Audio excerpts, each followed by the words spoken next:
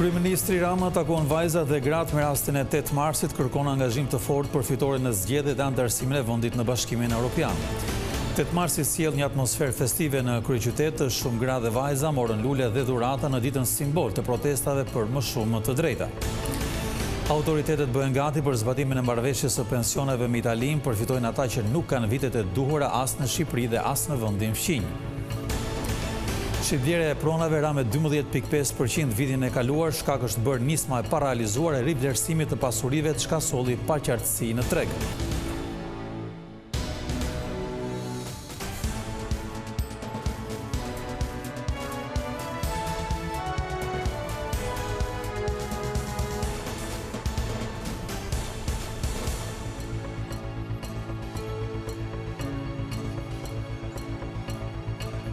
Përshëndetje të gjithëve, do jemi së bashku me lajmet e drekës këtu në televizionin kombëtar Vision Plus.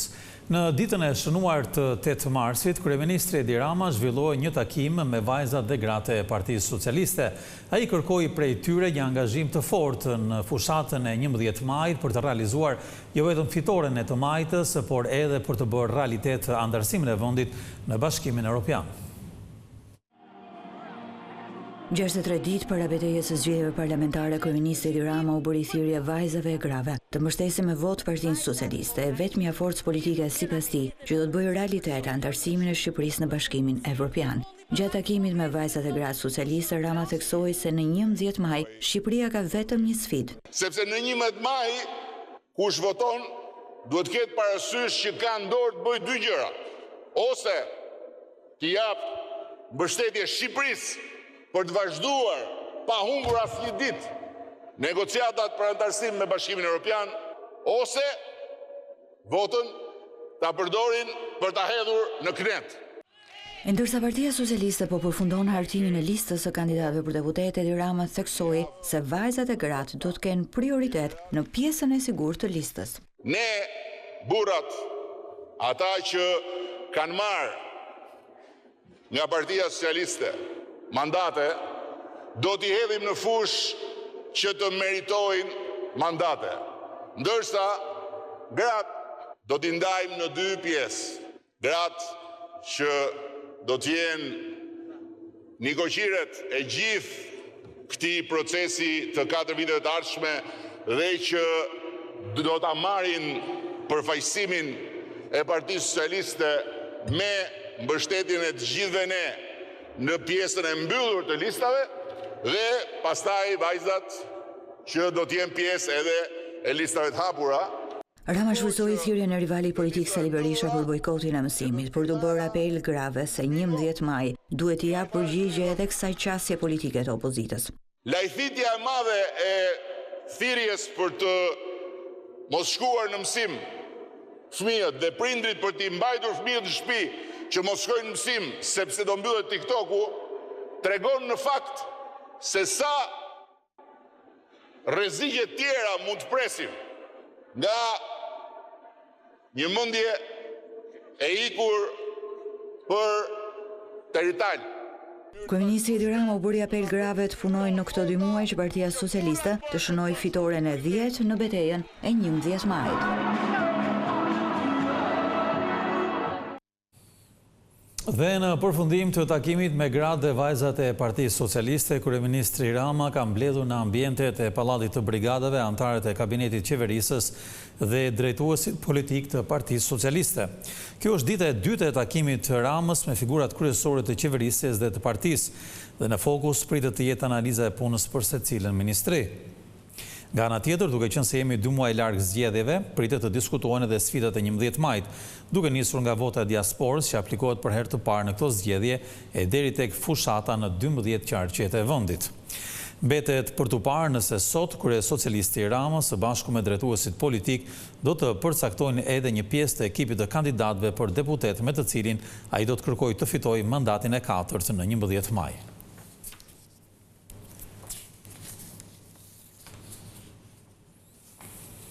Ministri i Jashtëm Igli Hasani shfrytëzoi ditën ndërkombëtare të gruas, pra 8 marsin, për të theksuar rolin e pazëvendësueshëm të grave në diplomacinë shqiptare. Gjatë një takimi me gratë dhe vajzat, ministri solli në vëmendje faktin se sot gratë përbëjnë 60% të stafit diplomatik shqiptar. Sipas tij, gratë janë në pjesë e pandashme e diplomacisë dhe kanë kontribuar në forcimin e marrëdhënieve ndërkombëtare, duke hapur mundësi të reja për zhvillim dhe për paqe. Ky ndryshim i rëndësishëm është rrjedhoja përpjekjeve të vazhdueshme për të krijuar një shoqëri dhe një diplomaci më të barabartë dhe gjithëpërfshirëse, thotë Hasani. Shefi i diplomacisë vuri në duke gjithashtu se në bisedimet ku përfshihen gratë, paqja është më e qëndrueshme.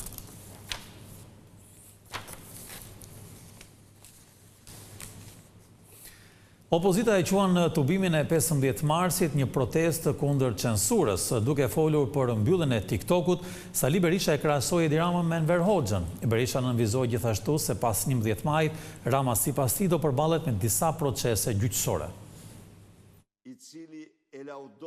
Kryetari i Partisë Demokratike Sali Berisha shfrytëzoi një bashkëbisedim me qytetarët në rrjetet sociale për të bërë apel t'i bashkohen protestës së opozitës kundër mbylljes së TikTokut. Berisha theksoi se protesta e 15 marsit është protestë kundër censurës. Protestojmë për të kundër censurës, mbasi kur një kryeminist nuk ka të drejtë të privojë qytetarët e vet nga një mjet komunikimi. Ky bën atë që bënte Enver Hoxha nëse ju kujtohet ju me zërin Amerikës, që i vinte zhurmues në të katër anë, apo me televizionet italiane që u vinte zhurmues në mënyrë që njerëzit të mos ndëgjonin të vërtetat nga këto mjete. Në prag të zgjedhjeve parlamentare, Berisha deklaroi se çdo veprim i kryeministrit synon vetëm të mbajë nën kontroll Partinë Socialiste. Së pari po ju njoftoj se po përgatitet që të mos ja marrë kush Partisë Socialiste, por të qëndroj prap kryetari i Partisë Socialiste.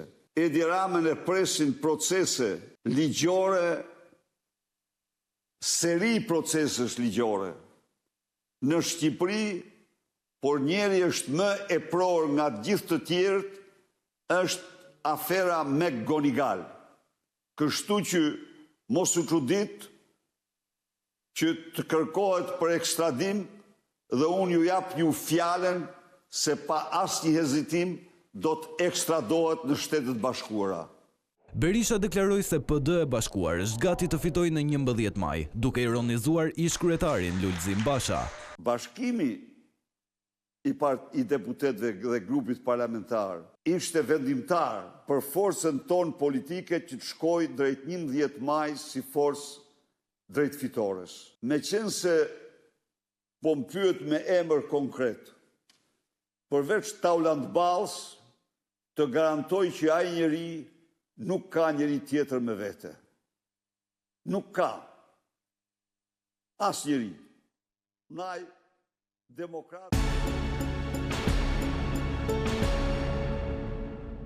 Kjo është unë e 8 marsit i mbushi rrugët e Tiranës dhe jo vetëm me gra dhe vajza që festonin ditën e tyre. Lulet ishin dhurata kryesore në ditën që në fakt është simboli protestës për më shumë të drejta. 8 marsi shënon ditën ndërkombëtare të gruas, që në Shqipëri prej shumë vitesh është shndërruar në një fest. Simboli kësaj dite janë lulet. Rrugët e kryeqytetit u mbushën me gra e vajza, që mbanin në duar buqeta, ndërsa shkëmbyen urime dhe përqafime. Gëzuar për gjithë nënat kudo që janë. Trojmë sa male të gjitha. Presin dhe dhurata nga fëmijët. Në fillim filloi që në mëngjes me familjen, buri më solli një tuf lule. Bleva për t'ia dhuruar. Ku t'i adhuroni? Shoqes time. Për gruan apo? Patjetër. Për shumë prej tyre, kjo ditë është gjithashtu një kujtesë e rëndësisë së fuqizimit të gruas dhe rolit të saj në shoqëri. Duhet ta duni veten sa më shumë. Tini të zonjat e vetes. Kudo që janë të gjitha nëna, motra, kudo që janë të luftojnë për veten e tyre. Burrave një këshill, ti kenë kujdes gratë në 8 marsin. Ti bën qefin një ditë, megjithëse duhet bërë çdo ditë, po ta kenë dhe këtë porosi.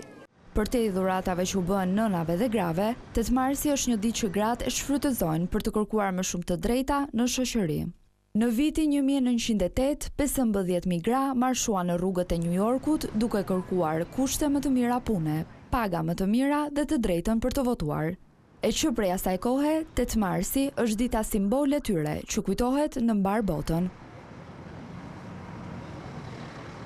Gjykata e posaçme ka caktuar masën arrestit me burg për avokatin Radovan Çela, i cili akuzohet nga Spaku për ndërhyrje në disa dosje, mes tyre edhe ajo e Toyota Yaris. Avokati Çela u vetë dorëzua në policinë e Tiranës në 5 mars, ndërsa paraditën e kësaj të shtune doli para gjykatës për vlerësimin e masës së sigurisë. Mësohet se Çela e ka mohuar akuzën duke thënë se nuk ka patur llogari në Sky ECC. Avokati i tij u kërkoi një masë më të butë të sigurie, pasi sipas tij nuk ekziston rreziku i ikjes apo dhe i prishjes së provave, por gjykata la në fuqi arrestin me burg. Ndaj tij rëndojnë në 2 akuza: korrupsioni aktiv i gjyqtarit, prokurorit dhe funksionarëve të tjerë të drejtësisë dhe ushtrimi i ndikimit të paligjshëm ndaj personave me funksione publike.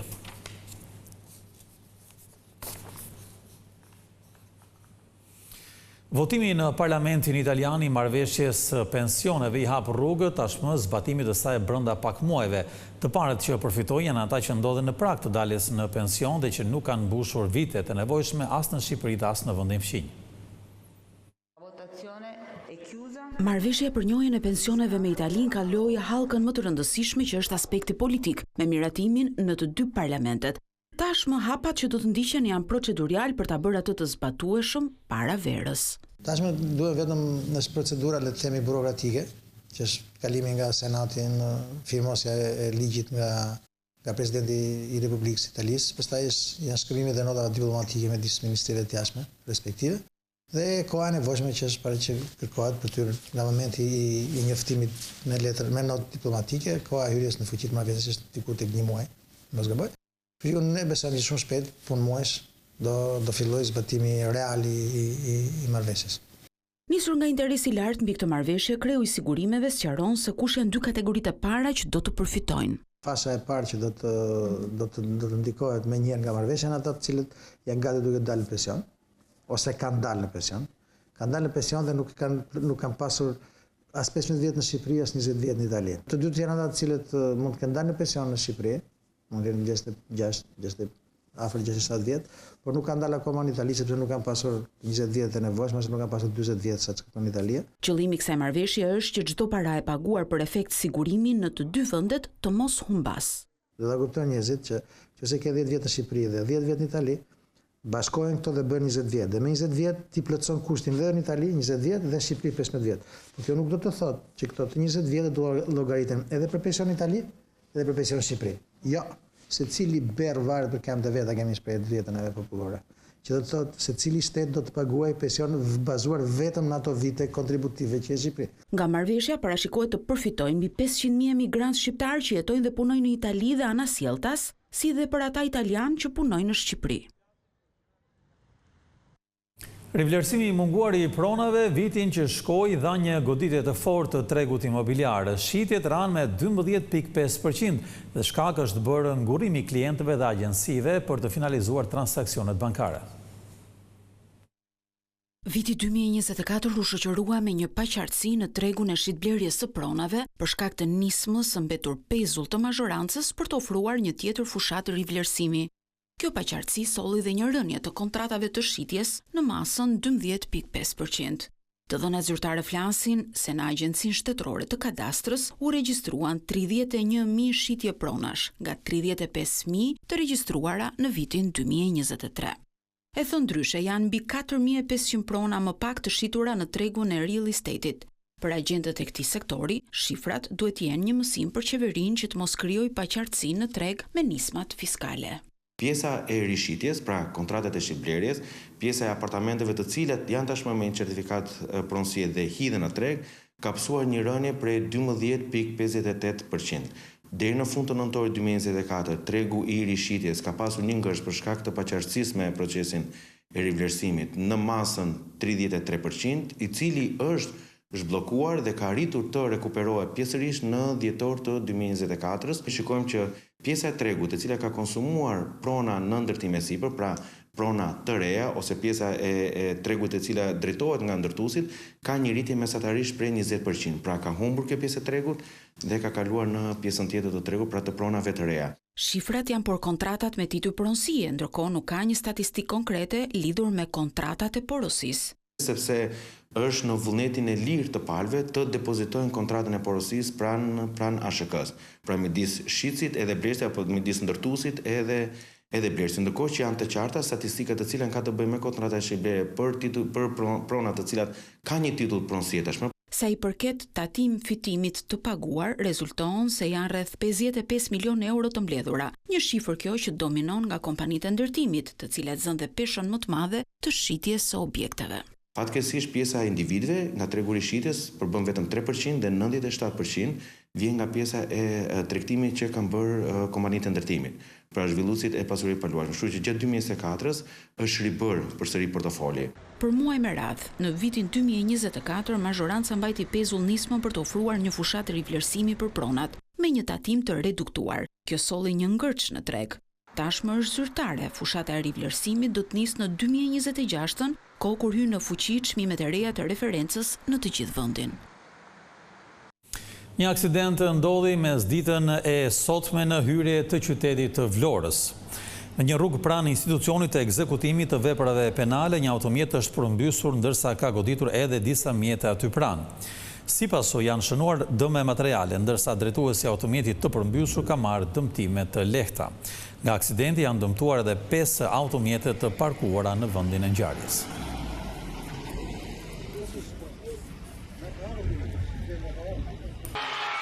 Dhe këtu kemi përfunduar me lajmet tona të drekës. Faleminderit dhe mirë takofshim.